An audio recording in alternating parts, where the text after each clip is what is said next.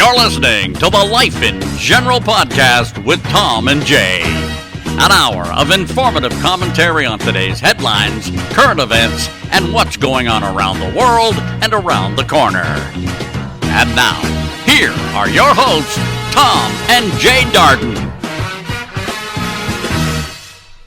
Hey everybody, welcome to the Life in General podcast here with Tom and Jay, coming at you with episode number 75. That's it. We are 3/4 to 100. We're going to kick this episode off the same way we do every time and ask the man of the hour how he is down there, and what we can only imagine is sunny Ecuador. You know, Eddie Money singing about it. He had 2 tickets there. How is paradise, good sir? That's right. It is. The sun has been coming out on a regular basis here every day. I think we're into that sunshiny season, and so life is good. Okay, hey, life's good. We like that. Yeah, hopefully we'll get some rain here in the next 30 days or 45 days. It'll start raining and wash everything off, and trees and plants and stuff. Hasn't rained here in like 8 months. So everything is very dry and brittle and dusty. Dusty, man. A truck will go down the road and there'll be a huge cloud of dust behind it. Everything's covered with dust. Yep. Well, that's Life's very good down here, man. Yeah, we like that. Yep. We like that. So, yeah, gas is still $2.40 a gallon. Hey, you know, diesel is. Yeah, go ahead. Diesel is $1.75. See, diesel's where they get you, because our gas up here is like $2.65, $2.70 something maybe, but it's a diesel, man. Diesel up here is still hovering just below $5 a gallon, and as we all know, that's what you got to watch out for. You know, you got to watch out for those diesel prices, because that's going to determine how much it costs to get your goods from place A or point A to point B, right? So a good way to tell what is how much diesel fuel price is, because you got to. What did you think about the railroad strike? So, almost. No, well, nothing, because it didn't happen. Well, I mean, they lied to them before the midterms and said, you know, we've worked this out and we've got an agreement. And then after the election, they said, oh, we were just bullshitting you. We don't really have an agreement. We haven't done anything about it. And the railroad workers are out of their minds because they haven't done anything about it. Yeah. And Biden and the administration lied to them like they lied to everybody else, that they had something already worked out, and they didn't. Mm. So I was hoping, I had my fingers crossed. I was hoping they'd go on strike. Yes. We want things to occur that don't affect us in a very negative way, is what I'm hearing, which is that's correct. Perfect. That is correct. That's the time when we want change, when we're young and radical and old and radical. The two when we extremes can get somebody's attention. Yeah. When we can get someone's attention, because nobody's paying attention right now, and they're lying to everyone and got their own agenda going. Of course. And until somebody does something about it, they're going to continue to do that. Well, we shall see. But with that being said, yeah, it's something where luckily nothing like that occurred, but I'm telling you, man, everybody, every business everyone's going ham. What do I mean by that? We have something that just recently came about where we're going to get a little bit into the logistics world. They had a cap on containers where you can't charge over a certain amount of storage and per diem and all this stuff. Well, more to storage if something is buried, right? Because you got to understand, stuff, you can't just have container like all beside each other like dominoes. You got to stack them up, right? Because there's not that much land and area to put them in there, right? So what occurs is they'll bury something in a stack. Well, then they say, oh, it's buried and we can't get to it, because it's tough to cherry pick, especially with the amount of resources we have right now. Well, what happens is things that don't move out of there fast enough, well, you start to accrue storage. And it used to have a cap, which was like $2,300 to $2,500. Now, they're just taking the cap off. They're saying, fuck you. Good luck getting your shit and leave me alone. It is absolutely bananas when it comes to rail yard demurrage and whatnot. And then you got per diem, and then you got chassis fees, and you got fuel, and you got all the. It is. I was talking to my buddy the other day. It's like, who in their right mind would actively be an importer right now? It's obscene. Now, granted, I am seeing it from the perspective of being the broker, right? So we get to see all the fees, we get to see the storage, we get to see how much this stuff costs, which is kind of interesting. But as an example, when the one pump Trump put out these China tariffs, right? The example here is that all gets passed down to the customer. And it's absolutely bananas because things like steel or aluminum or things from China, right? That's this, that, and the other little knickknacks and all this has China tariffs on them. It's absolutely bananas. Like, why in the world are you going to punish people like that? Because you're punishing the consumer. You're not punishing the importer unless they're actively just buying the goods, which I can tell you right now, they're not buying the goods. They're buying that to be resold somewhere. The cost is way too small on the price of just stuff, right?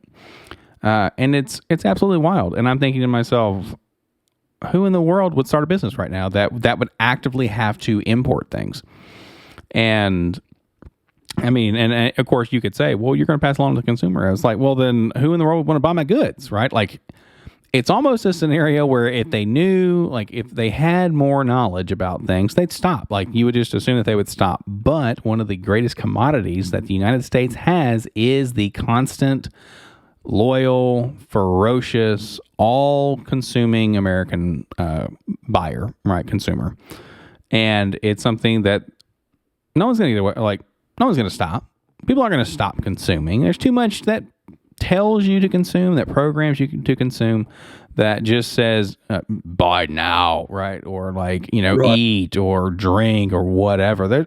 There's way too much messaging right now. Unless you are just completely unplugged from literally everything, there's no way to escape it. I mean, it is bananas how wild, and of course I can never hold my phone and show it on this podcast because it is actively my video camera. It's something that's it's absolutely bonkers because consume, buy now, don't pay attention to us, be distracted, do all this. We'll beat a dead horse until, it gets revived in the, glue factory. The rapture. There you go. Sorry. I was like, no. There's no revival in the glue factory. Now they may live again, but they're not going to live as a horse. That's for damn sure. But yeah, it's kind of nuts, and it's going to take either a very, very long time, or like you said, it'll take some radical change. The problem with wanting radical change is wanting it from your ivory sandcastle, because it's not an ivory tower, right? I mean, there's not a whole lot of towers in Blias, but something where it's like, yes, peasants, promote change and do all this, and it's like, well, that's not going to hurt you. Right. So all the little people. Yeah, right. It's kind of like, hey, homeboy, if we get screwed, you don't care. Like your generation doesn't care, and that's fine because why would you? What in the world has told us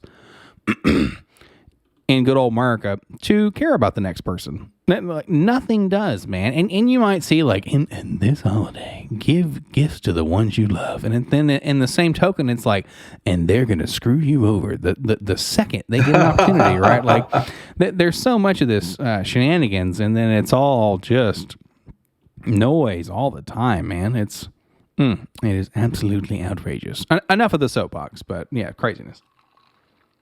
Yeah. And China's got some issues. I talked to a couple of people from China the other day. They've got some issues over there. And Brazil's got some issues too. I bet some people have some issues with the World Cup, man. That is intense, dude. Rioting and stuff. Yeah. I had a guy ask me, he said, do you watch the World Cup? I said, yeah, I watched the United States and Ecuador. When they got eliminated, I quit watching it. And he acted like he was disgusted, like, what do you mean? I said, well, what part of that didn't you understand? I speak pretty slow. Hello, McFly. I said, I just stopped watching, man, because I don't know the game that well. All I know is when the ball goes in the net, you cheer one end or the other, And so when the two teams that I, that gone. Yeah. That I cared about winning anything were out. Then I just quit watching, and it saved me a lot of time from sitting in front of the TV. There's people sitting in the mall right now like this, looking up at this 12 by 12 screen that's on the wall, and they're sitting in the food court where the screen is. And Ecuador was out a long time ago, but they're still sitting glued in front of that TV, watching Croatia and New Zealand and all these people that they have no idea where they are or who they are. They're locked in, man. Yeah. They're locked in. Oh, yeah. And that's cool. Everybody can do their own thing. So you got to look at it from the perspective of,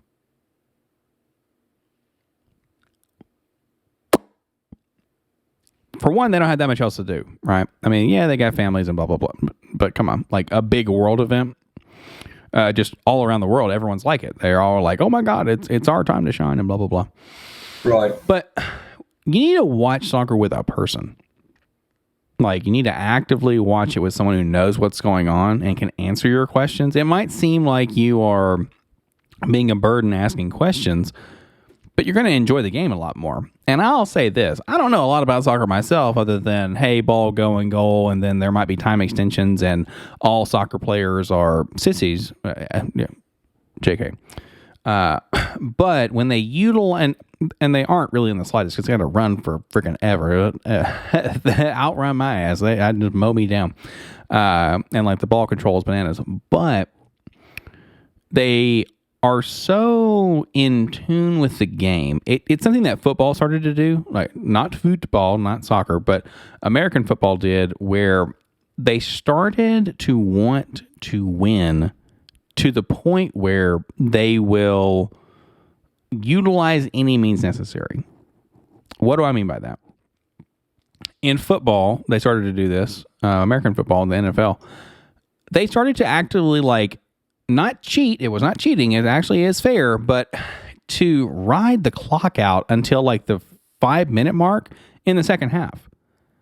And they would go just like they were going to punt. It's like fourth down. I've seen the Patriots do this umpteen times, right?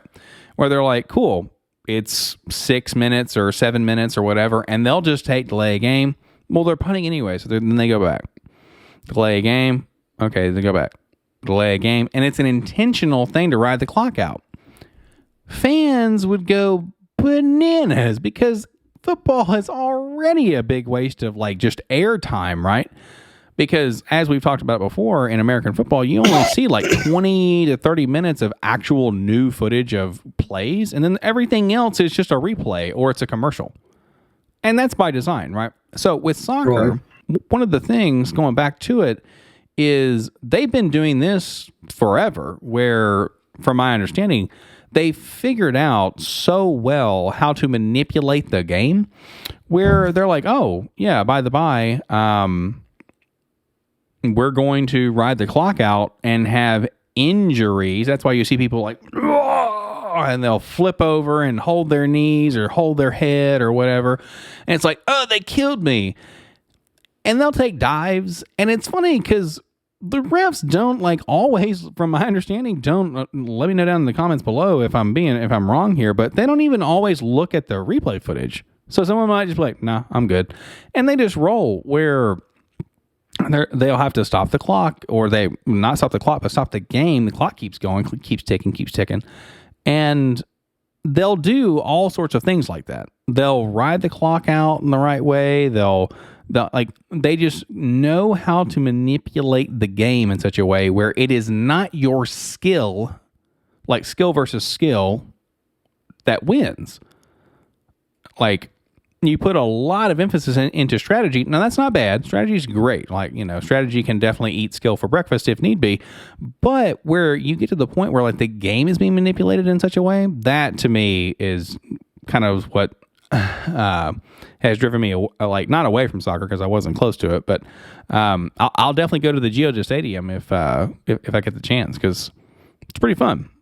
It's not well planned, but it's awesomely designed. And it's a great venue. They got a bunch of stuff to do and eat and all that stuff on the inside. And the chairs are hilarious because they're the cheapest things you've ever seen in your life. And understand this, you have a beverage, most likely, or if you're like myself and love to imbibe, they have cup holders on the backs of the table or backs of the chairs of the person sitting in front of you, right?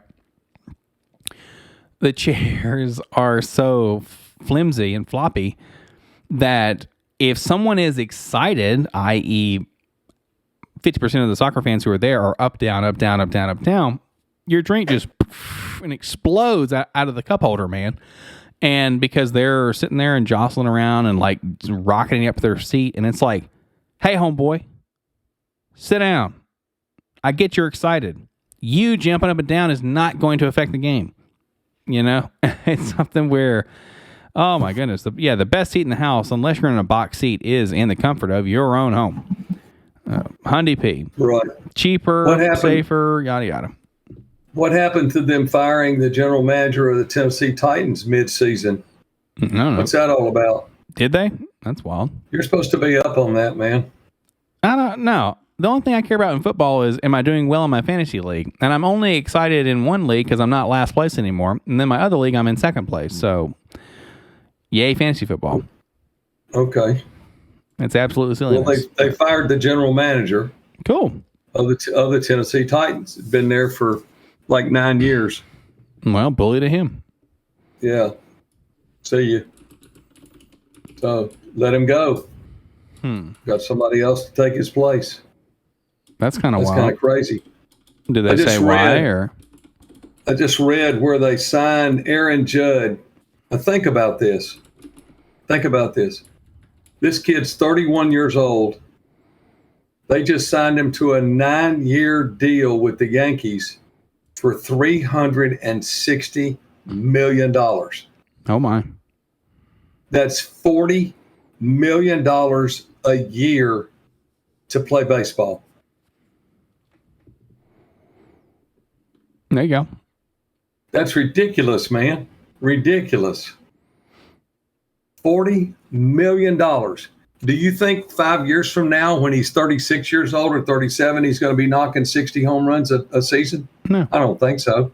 Yeah. No, but people will. But you're still going to be giving him that $40 million. Yeah, but people are going to see that. Like, they're gonna go regardless, right? Because it's like, it's the guy who did this, you know? Yeah. Yeah, that's kind of interesting. Yeah, John Robinson, where he, the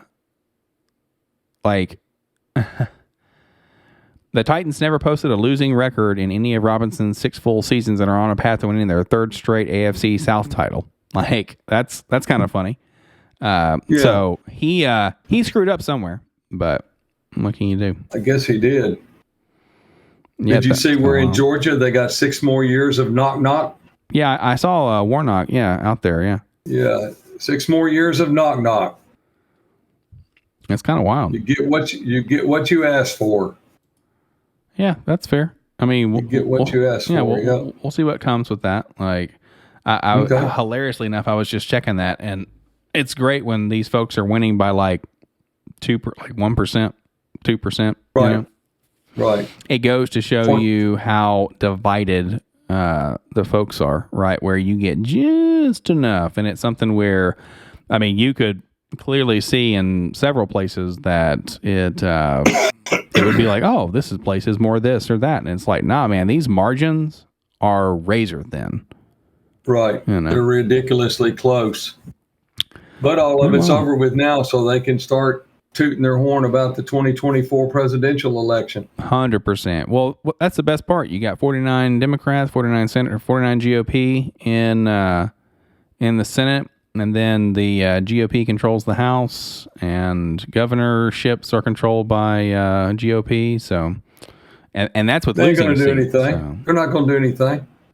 Yeah. Well, why would they? Yeah, they're all talk. They're not going to do nothing.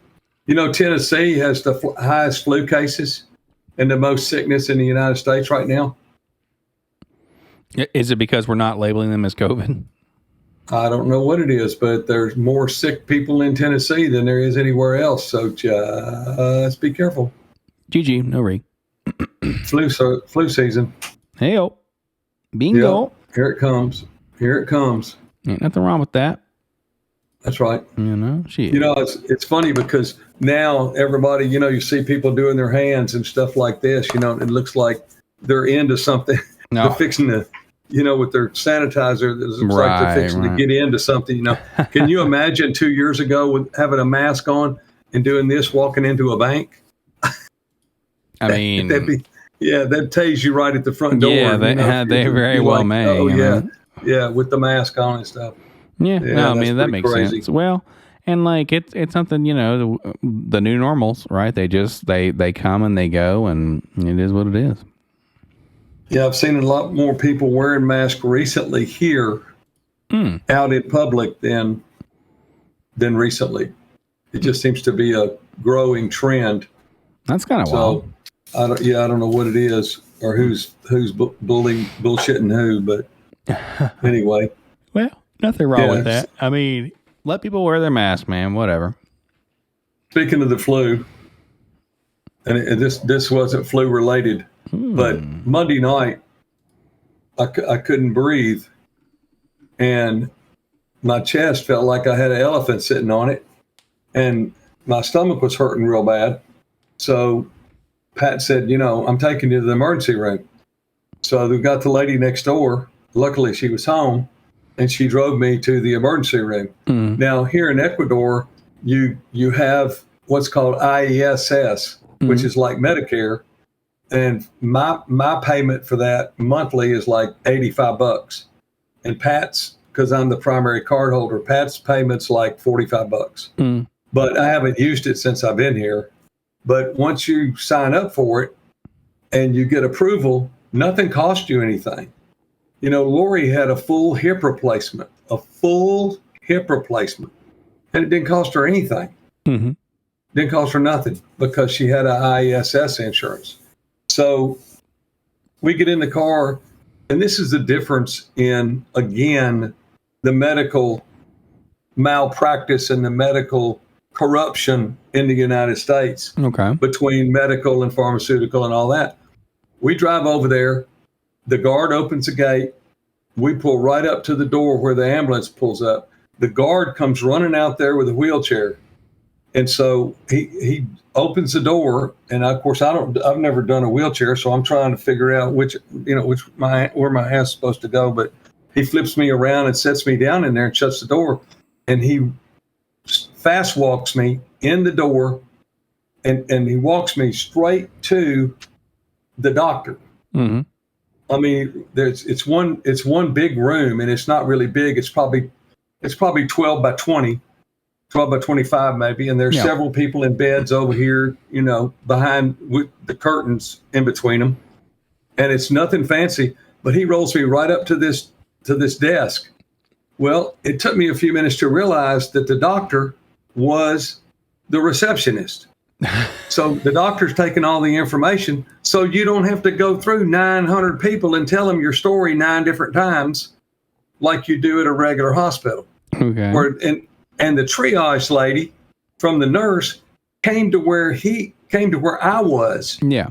I didn't have to wait, and I didn't have to go to a different room and all that kind of crap. She came to where I was to take my blood pressure and do my oxygen on my finger, and gave the numbers right to him because he had my cedula, which is your Ecuadorian ID. Yeah. And that number's, it's connected to everything. It's connected to everything that you do.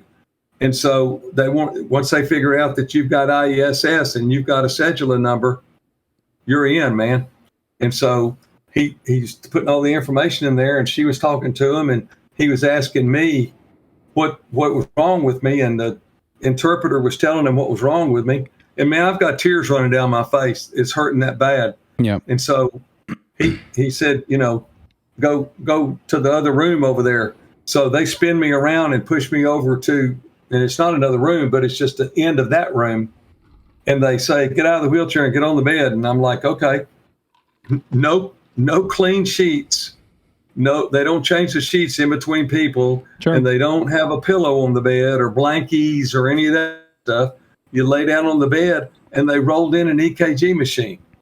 Now, the EKG machine was probably from 1945, but they hooked up all the stuff, and the doctor came over and was talking to the interpreter and asking a bunch of questions. And I'm laying there, on the bed, just looking up, and they're hooking all this stuff up to me. And they do the EKG. And it's funny because he pulls it off when he gets finished and gives it to you. He reads it to you, tells you everything it says and everything that's going on. And then he folds it up and he hands it to you. In the States, they wouldn't give you that. And they wouldn't tell you what it says. I got into several arguments with people that doing the CT scan. Yeah.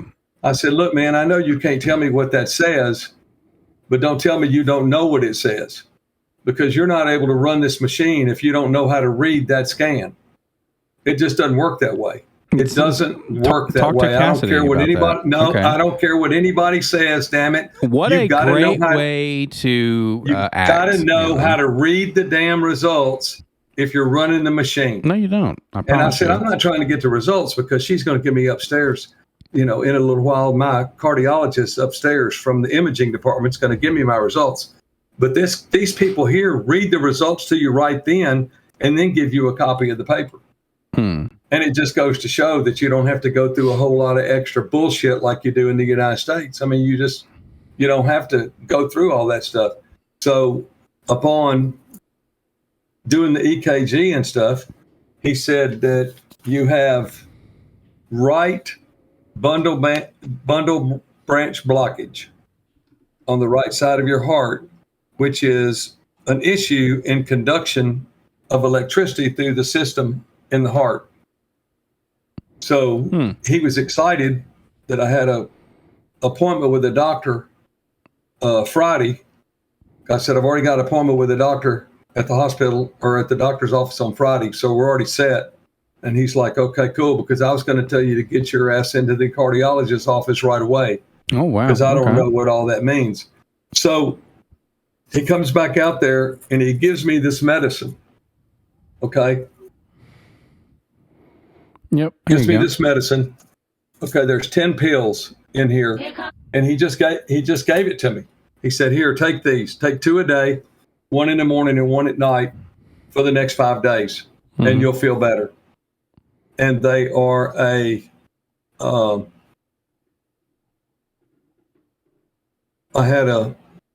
had reflux, acid reflux or gas or something. And these are, what do you call them?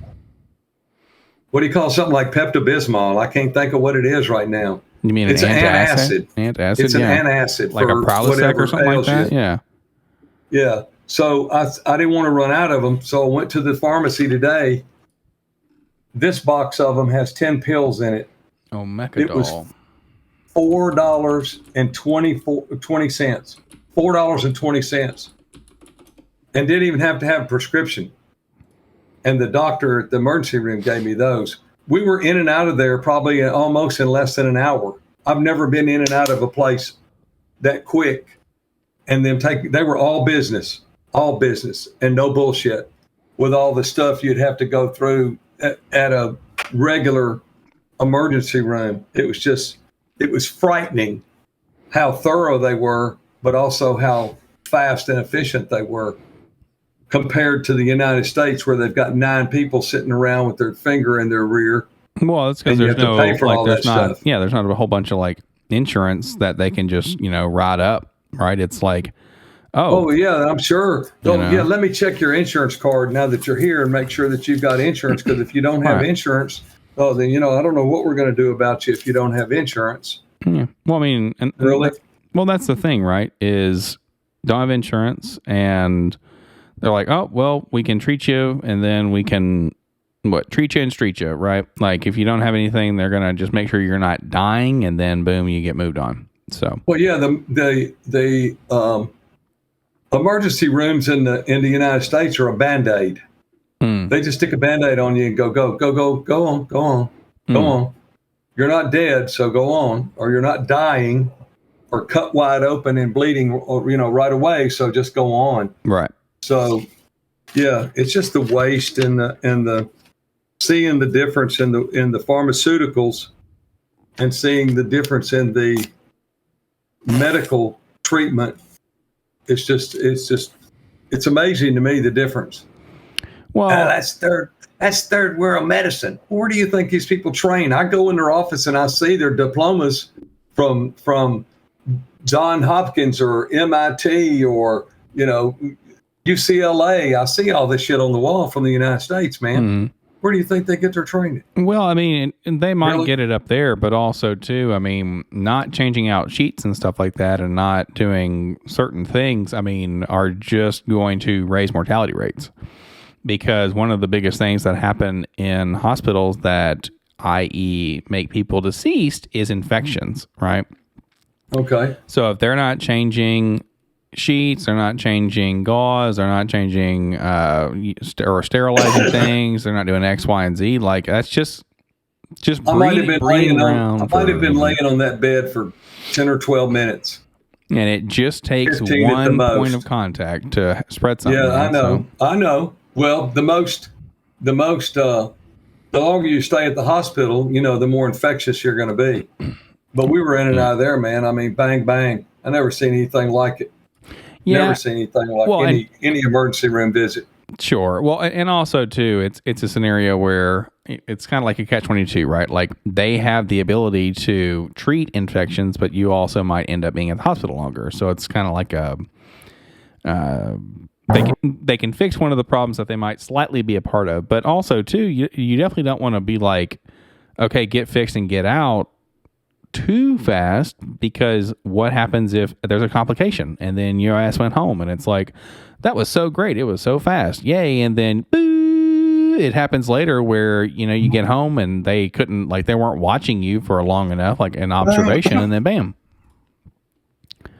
So it's just something you got to be mindful of, and I understand. Well, I'm mindful of it, but I was impressed with the difference between the two. Well, and that's not saying that you haven't been in hospital. So, I mean, you definitely have your Michelin grade review process, much like myself for bathrooms in restaurants, right? So, to each their own review process and whatnot. But that's interesting that when I go to the doctor on Friday, I'm going to try to get her to recommend me a cardiologist. Okay, I got you. And seeing we left that and did not pay a dime. Yeah. Didn't pay a dime. And we didn't say bill us because there's no addresses down here. So we didn't say, send me a bill. Yeah.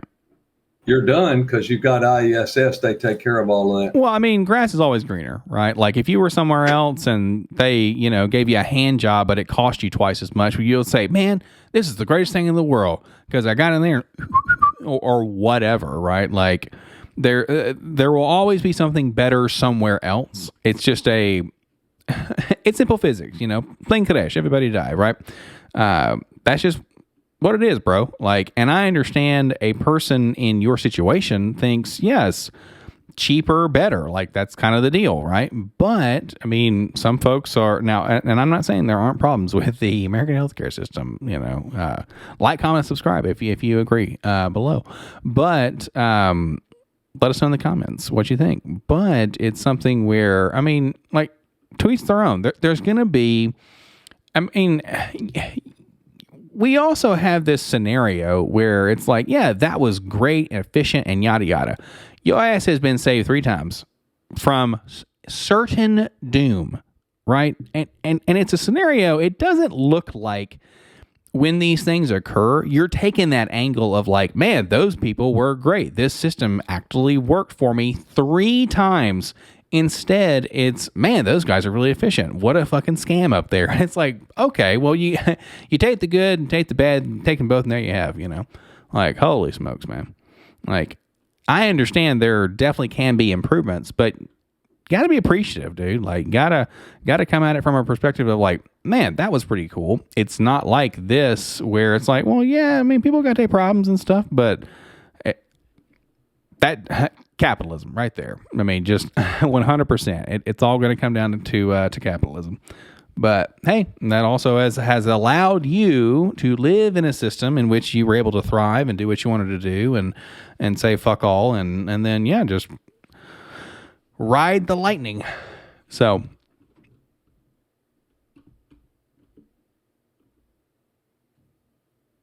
There you go. That's it. Yeah, and I mean, hey, like, that's very interesting that you said it was something like they gave you antacids for something like that. That's a little bit wild, if that was their solve for that. But I mean, hey, maybe they just gave you what you like exactly needed and moved on. You know. Well, I got better. Hey, that's what we're looking for. In a couple of days, I was better. So hey, I ain't mad at him. Yeah. Hey, I'm all about it. He said, don't eat any fried foods. And I said, I usually don't. Mm-hmm. He said, don't eat any shrimp. And I said, wait a minute. I was going to say, that's all you got down there. Yeah, hold up, man. I said, I don't eat that much of that anyway, so I'm not going to miss it. And so he said, well, just be careful what you eat for the next couple of weeks. Well, I was going to say, okay. At that point, what do you consume down there? Chicken and rice? Like, there we go? Yeah. Yeah. Or pork chops. Oh, my goodness gracious. Pork chops and green peas, or chicken and rice, or, Okay. roast beef. I was going to say, That's very interesting that they would have you not eat shrimp or presumably crustaceans when that's one of the main protein sources down there. But it's just like, that is kind of wild. So pretty neat. I haven't found a way to get protein down here because you can't find any. You can get ground beef, and it's pretty second rate. I bet. Pat mixes it with something to have real ground beef, but you can't get, meat or steaks or something like that. You just can't get meat like that. Yeah, I got you. There's a couple of places you can go get a steak, a couple of restaurants where you can go get a steak, but maybe they're like $30 a piece. Well, where do they, have you tried to inquire on where they get their product? Yeah. Yeah. And they ship it in. Oh, okay. It's all imported. That's why it costs so much. Understood. Well, I mean, of course. Why not? Yeah.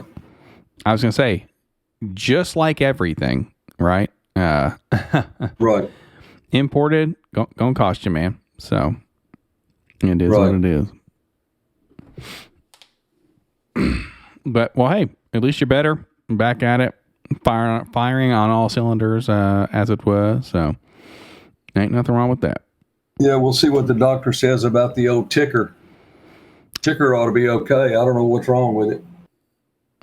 Well, I mean, seen something like it before, so gotta, figure out what's up, and hopefully things are good to go. So definitely not sure if that's a something that if it were to become a procedure, you might not want to do down there, but maybe you do. Maybe it's the best place for it. Who knows, man? Well, I was real jacked up when the lady tried to put I guess she was trying to draw blood, and she stuck that needle in my arm that's about the size of a garden hose. There you go. I never had no problem with needles. You can stick me all day long, and I've never had any problems with needles. She pulled it out and stuck me again, man, and I jumped up off that damn bed about that high, and I won't say what I said, but they didn't understand me anyway, but they knew that I was in pain, jacked up about her stabbing me again. So then she comes around to this arm over here, and I'm like, wait a minute, man. I'm going to be like my mom. You're going to get one shot. Get a second shot at that, man. Because that hurt. Well, I mean, really bad. That comes down to, that's the quick and efficient and cheap way, right? That's what we want. So, okay. I mean, it's definitely like a catch-22, right? Where some things are going to be amazing, and then some things are going to be quite shitty. Like it can't be perfect, right? It can't be what they used to say. You can be cheap, you can be good, or you can be fast, right? You can't get all three. So what two do you want, right? Well, they don't have that problem at the lab where they draw my blood. They don't have that problem. So I don't know what it was, but maybe it's a new person, Well, it hurt, and it was midnight, and I didn't appreciate it. Good Lord, that would be wild. Yeah, I would say maybe. Oh, yeah. Ugh. It was crazy. It was crazy because there's a curfew here. Remember me telling you? Yeah, curfew. There's a curfew here at 11 o'clock till 5 in the morning. So we didn't get pulled over, but there was no one hardly. I bet we didn't see a dozen people in the 20 kilometers that we drove. I bet we didn't see 10, 12 people maybe on the street. Oh, that's kind of nice. I mean, I guess if you had to go to the emergency room. Yeah, it's real nice when you don't have to slow down or stop for anybody. You can just go on. We like that. Wanting to get there. Yeah, I mean, well, especially in a situation like that. Yeah, that definitely prudent there for sure. Trying to get to where you got to be, but I mean, I was gonna say like that would be a unique trip to have like that late at night. I'm surprised you didn't get Jahaldo, your guy who goes 110 miles an hour on the streets, but Well, I'll call the lady next door because she speaks very fluent Spanish. There you go. And very fluent English. And she has a pickup truck, so it's bigger. It's easier to get in and out of. Nice. There you go. So Pat called her and said, "Hey, can you help us?" Hey, we love it. So, okay. Yeah. She said, "Yes, I can." Yeah, we like that. I'm backing out of the driveway right now. So I was going to say, it shouldn't have been too far of a walk for you either if they're right next door. Well, it wasn't. I walked to the end of the driveway and she had backed up to the end of the driveway and opened the door and I got in and off we went. There you go. So, yeah. And I told Pat, I said, "Look, I'm not trying to be ugly, but I can't stand for her to hit every freaking pothole in the road like she does during the day when I'm riding with her. She can't hit all these potholes tonight, man. She can't do it. So tell her in your own nice way to pay the fuck attention so I don't, because I'm already hurting. Mm-hmm. And man, there's a million potholes between here and the hospital." And Pat told her because about halfway over there, she said, "How am I doing on the potholes?" I said, just keep going, man. Just keep going. So, because it was way past my bedtime. Yeah, no, it sounds like it. Way past my bedtime here. Yeah, so no, I can understand that. Well, that kind of sounds like looking a gift horse in the mouth there. It's like, well, take me to the hospital, but watch out for the potholes, assholes. Well, I mean, why would you hit them anyway? Well, I mean, you would assume that why wouldn't you be paying attention enough to not hit them and knock your front end out of alignment? I mean, you drive that road, 25 times a week minimum. You know where every pebble and every rock and every pothole is on that road. So why would you ever even get close to a pothole or a dip in the road or any of that kind of stuff, man? Well, my assumption is that people wouldn't really care or have to worry about it, if that makes sense, right? They don't care. They don't care. That's why all their vehicles are raggedy as hell. Well, yeah. I would say not only that, but it also might be the dirt roads and shit like that too. But who knows? I'm not mad at her. Got me over and got me back. God bless her. Hey, we'll take it. Happy someone was able to get you there. And also, I would see that having a translator or someone who is very fluent in both languages would be very, very helpful. Yes, that's one reason we called her. Yeah, that makes sense. Because he's over here going blah, blah, blah, blah, blah, blah, blah, blah, blah, and she looks at me and goes, "This is what he said," and then she tells me what he said, and it's like, okay, thanks. I was going to say, lucky you. Yeah, because I had no idea what he was saying. No idea. But I thought it was amazing that they rolled you right up to the doctor.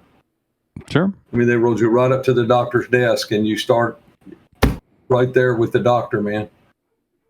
So it was just I'll say no less frills or thrills. Yeah, less administration stuff, where it's like, hey, you don't have to deal with the admin, the nurse's assistant, the nurse, the doctor. Like you just skip all that shit. Just like here, the X-ray technician. You're waiting 4 hours for them to bring the EKG machine down from the 12th floor down there to use on you, or go to the room where the EKG machine is. No, they wheel that baby right in there, man. Started clamping those things on me and sticking them on me, and I was like, okay. Yeah, just hanging out like, yep, I'm good. So yeah, and they're like, calm down, man. And I said, I am till you stuck me with that needle. I'm not calm anymore. Well, and that'd be something too, right? It'd be interesting to see what that did to like your blood pressure and all that. If it's like you're already in pain, right? So it means your blood pressure is going to be higher.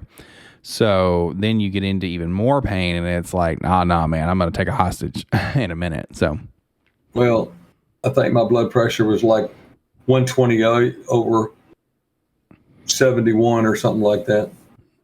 There you go. I have a high pain threshold, so it doesn't really bother me. It doesn't bother my blood flow. Well, that's convenient. Yeah, it's very convenient. Yeah, I was going to say that's pretty nice. It could have been where like off the chart. Yeah, where like it skews something when I was having my carpal tunnel. Maybe my pain threshold isn't very high, but when I had some nerve pain with carpal tunnel, right, and it was like just shooting up my arm and stuff, and I remember them talking about Mr. Guru Medem, my practitioner, or my GP or whatever, where they're like, yeah, you have high blood pressure. And it's like, is it because you're overweight or whatever? And I'm like, dude, I'm about to take my arm off, take it off, and beat you to death with it because it hurts so bad. And it's like, nah, man, are you fucking stupid? Like, your boy is about to literally cut his own arm off because it was terrible because it's just nerve. Like that's all it was, right? It's not like there's tissue or anything like that or yada yada. And it's just like, bro, this ain't working, man. I don't ever leave work for like any real like any reason. And I was working that day, and I'm like, nope. Peace out. I'm not doing this. My like can't take it. So I don't know what that says about me, but to that end, wasn't pleasant. Like it was just a neurologist said that your nerves are the most unforgiving part of your body. Yeah, I have no doubt in my mind, man, especially after that stuff. And like, I mean, it's just difficult. Now, granted, they're like, okay, you got to eat less meat, have less inflammatory stuff, because that could be what's happening. But it's like, well, damn, can't have a steak, can't have nothing, can't have anything nice anymore in this world. So it's like, but at least it's better. Like I've got a whole setup to where it caters to making that better. So, okay, well, that's good. Yeah, can't overdo the steak, can't overdo any libations, can't overdo really anything. But I mean, that's kind of what it is, right? Like moderation is key here. So, but I mean, yep, everything in moderation, right? Yeah, right. Yeah. He didn't say anything about drinking beer though, but I don't drink that much of it anyway. That's kind of interesting. I guess it just depends on for one, you would think, oh man, person sick or person ill, the last thing they're going to do is drink alcohol, I mean, right. Or maybe they might want to say, no, don't do this because it might hurt the healing process, but I'm not 100% sure. However, with the iron pills say don't drink coffee when you take the iron pills because it messes up with the absorption of the iron in your system. That's kind of wild. I thought that was pretty interesting. Yeah, no, that makes sense. Yeah, so you have to take the iron pills later on in the day when there's no coffee around. So, well, I mean, it's something too. We're like, you just got to find what doesn't mess with that consumption, and then you can actually do it. Because like a lot of, we are in no way qualified to give any sort of medical advice, so take this with a grain of salt. Like a lot of things that they tell you to chew on a little bit is like food, which is kind of wild. And I don't know if that's because that starts to make your system like process and function as intended. Like with the Wegovy, what I'm taking right now, they're like, yeah, you need to have something on your stomach, like almost all the time. I mean, every like few hours, you need to have something going so it actually like functions and processes and actually moves and whatnot. And that's not like extremely difficult, especially not here in good old America, but or several parts of the world. However, it is something where you got to be intentional about it. right? Like you got to be intentional to consume, and it's something where you got to consume almost like a keto type thing where they want, high protein and low carb and all that. So kind of interesting, right. But I mean, it will help, it'll keep you like kind of satiated. But something that's wild with that medicine though is, you'll eat like 10 bites of a meal and then it's like, cool, that was fun. What a joyous experience, spent $25 on this decent blah, blah, blah. And then it's like, cool, that was fun. You better get a to-go box. You better take that stuff home. So I can eat about a half a sandwich now.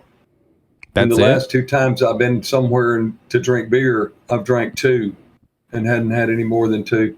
Wow. It just ain't doing it. So interesting. I don't know what it is, but that's it. I don't care about drinking it anymore. Wow. Okay. That's something else. Yeah. And I got 4 6-packs in the refrigerator over here where they put it on sale, and Pat ran in there and bought me like 6 6-packs when they had it on sale for less than $5 a 6-pack. There you go. Yeah. It was like $4.65 a 6-pack. So she bought like 6 of them.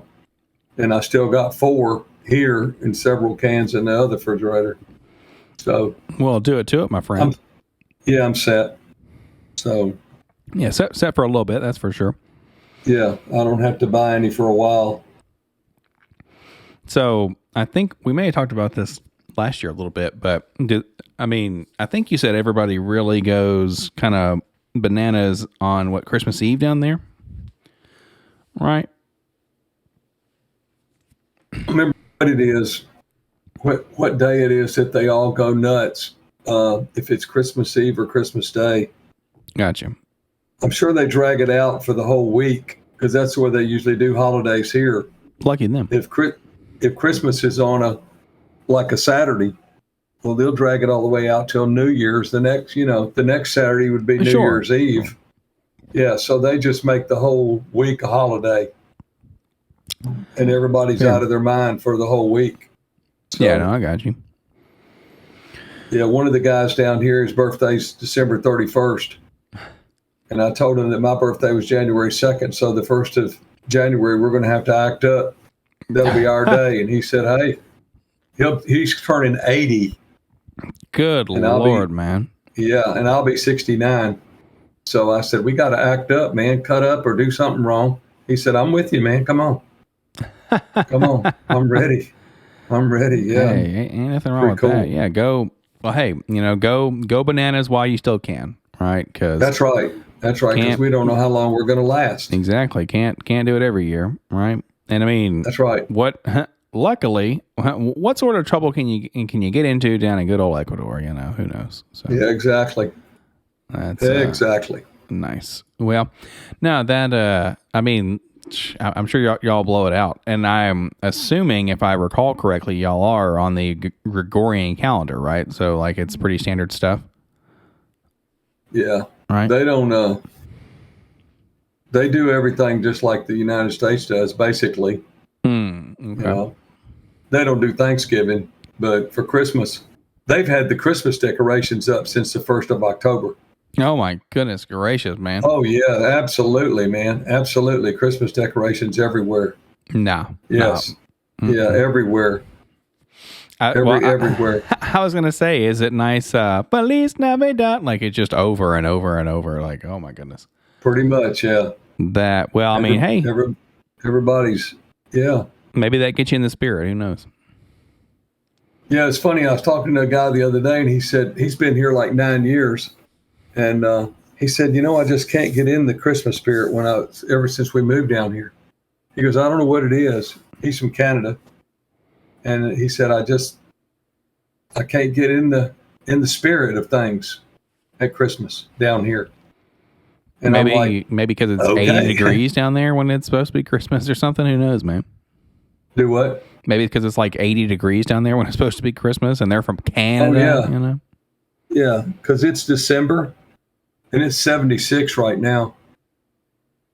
You can keep it.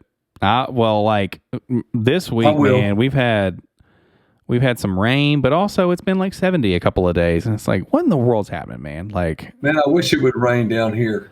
I wish it would rain really bad. I don't know about that, but. Because everything is so dry and so brittle. Hadn't rained in like 8 months down here. How does, well, I mean, I guess you are by the ocean. So I'm like, how do you all function? But I mean, you know, nah. You don't have to have rain to function, but Pat's got her drain for her washing machine out into the flower bed to water the flowers and to water the trees and the bushes with the water that comes out of the washing machine. And it's worked really well too. The guys next door that come over and do the landscaping and stuff, they've dug a trench and put rocks on the side of it and built a moat around this tree so the water can stay around the tree and soak into the ground and stuff. So wow. Yeah, and she goes out there. She's got one of them sprinklers that goes back and forth. You know? Oh, okay. She goes out there and turns the sprinkler on, man, and waters them at night or early morning. Yeah, there you go. She don't water them when the sun's out and stuff, but early morning or nighttime, she'll go down there and drench them, let them get their water. Well, there you go. That ain't too bad. So everything's blooming and thriving around the Pat's the planetarium. There. Yeah, there you go. The little greenhouse there. Yeah. The secret she brings home. Ecuadorian garden. We went over to Tom's place the other day. It's another guy named Tom, and he gave her a bunch of flowers. And it's funny because you can take a leaf here and just jam it down in the dirt, and he goes water it, and he goes and it'll grow into the bush like that one right there. I mean, this thing was all big and bushy. He said the plants down here are pretty crazy. They can grow anywhere, dirt, sand. It doesn't matter. They grow, man. And I'm like, okay, cool. So she got her a bag full of plant clippings, brought them home, started putting them out. And I was like, okay. Yeah, that'll be interesting to see, you know, your little secret garden down there when everything starts growing and going nuts. It's growing and going nuts right now. She posted some pictures on Facebook of the garden. There you go. The front of the house when we first got here and didn't even have a driveway. She posted the pictures up into now where she's built all this garden view out here with the plants and the flowers and all that kind of stuff. So you got some landscaping going on. Yeah, you can check that out. That'd be if you so desire. Yeah, check out hop on to Facebook there. Hop into the group as well, you know, the Life in General Podcast with Tom and Jay group there. We got like 120 or 130 people, something like that. So pretty cool. Yeah, I've got I was telling you earlier, I've got to figure out how to get this guy that I talked to from Georgia, and it ain't the one beside Alabama. Oh, yeah, there you go. He was actually born and raised in Russia, and now he lives in Georgia. Wow. And he's really an exciting kind of fella, but they're 8 hours ahead of us. So I got to figure out how to work the time where he can be on here. Yeah. And we can do it. And he's not up at 2 or 3 o'clock in the morning trying to do this gig, you know. So, yeah. I think he'd be an interesting guy to talk to because he said if you walk out, if you're in Russia and you walk out the front door and stand on the street corner and start talking bad about the regime or bad about the government administration, right to prison. There ain't no trial. There ain't no nothing, man. You go right to Russian prison. And I'm like, damn. He's like, yeah, damn is right. Yeah. Wow. He said, no relief whatsoever. I would say the question there would be is how good is his English? It's actually very good. His English was very good. So I talked to a guy the other day that had been using Cambly and had 35,437 minutes of conversation on Cambly. Well, that's the way to learn it. For like 10 English. years. Yeah, okay. The guy spoke better English than I did. I have no doubt. Wow. I was like, man, your English is really good and your presentation and everything is really good. He goes, well, it ought to be. I've been working on this for like 10 years. Did he say why? Well, that's one of the things I asked him. Are you learning it for the university, for school. Yeah, for school. Work, or just for life in general. For leisure, yeah. And everybody's got a different reason. Everybody has a different reason. Some use it, learning it for work because their company's expanding to international waters. And some of them they take English classes already in the university, but they don't have anybody to talk to. Right. With their English. So they do the Cambly to have conversation with people. And then some of them just want to learn it just to broaden their lifestyle or something. There you go. Ain't too bad. Yeah. I mean, but they teach English in foreign countries, and I never thought it was that big a deal, but it is a very big deal. It's the international language of business. The English classes that people take to learn English across the world. Well, and also, too, think about it like this for a second. It's very convenient that we know English, right? Just because, of course, America. But it's difficult to go to another place if you don't speak English or that native place, right? Where you're traveling the world, people speak. Right here. Right, yeah, right here. Well, people... I don't know Spanish. Yes, thank you. Point being is, if you were a native Spanish speaker, it would be harder for you to go to like Germany, where they're probably going to speak English and sprechen Sie Deutsch, right?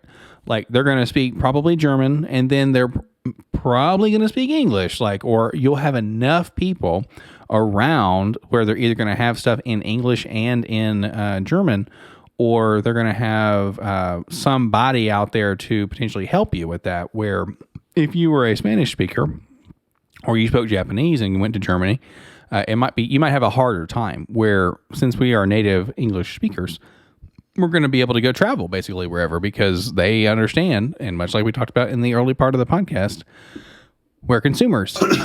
And the world knows we consume, so we go off and consume either experiences or resources or whatever. So, but fun place to end on. Is there anything else you'd like to talk about, good sir? That was a wild one.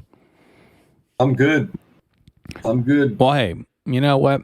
To our international subscribers, to our national subscribers, to everybody out there, thank you very much for watching the Life in General podcast here with Tom and Jay. Thank you for sticking around with us while we take a break here and there. Holidays are here.